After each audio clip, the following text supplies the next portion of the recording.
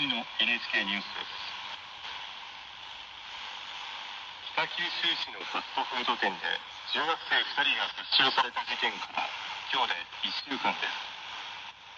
今回の事件では容疑者が逮捕されたもののArrêté, mais ses motivations ne sont pas connues pour le moment. En plusieurs blessés à Tel Aviv, Israël a été frappé par un projectile tiré du Yémen, attaque revendiquée par les rebelles houthis. Nous serons avec le correspondant de RFI à Jérusalem dans ce journal. Et puis là, en France, la droite participe-t-elle au gouvernement de François Bayrou? La porte n'est pas fermée alors que le Premier ministre espère annoncer la composition de son équipe dans les prochains jours. Les États-Unis se disent choqués et attristés. Même sentiment du côté de la chef du gouvernement italien et du Premier ministre espagnol. La France partage la douleur du peuple allemand, ajoute le président Emmanuel Macron. Réaction après une attaque à la voiture bélier hier soir sur le marché de Noël de Magdebourg dans le nord-est de l'Allemagne.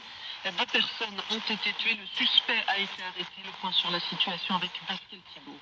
Hier soir vers 19h, une voiture massive a foncé à toute vitesse dans la foule nombreuse à Magdebourg sur le marché de Noël au cœur de Magdebourg. Le véhicule ne s'est arrêté qu'après 400 mètres. Le bilan maintenant avec une soixantaine de blessés, dont une quinzaine grièvement. 2 personnes ont été tuées, dont un enfant en bas âge. Le conducteur de la voiture a été arrêté immédiatement. L'homme âgé de 50 ans est originaire d'Arabie Saoudite et travaillait dans la région. Arrivé en 2006 pour ses études, il avait une formation de médecin psychiatre et avait obtenu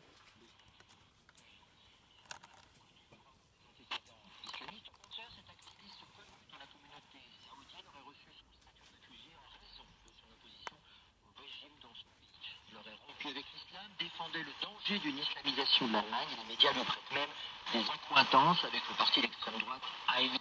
Énorme émotion en Allemagne, bien sûr, après cette attaque, avec beaucoup de réactions. Le chancelier Scholz, qui a réagi hier soir sur la plateforme X, sera ce matin sur place à Magdebourg. Pascal Thibault, Berlin, RFI. L'attaque a été revendiquée ce matin par les rebelles houthis. Pour la seconde fois en 48 heures, un missile du Yémen a explosé dans la région de Tel Aviv. Les services de défense israéliens n'ont pas réussi à l'intercepter. 33 personnes ont été blessées d'après un bilan.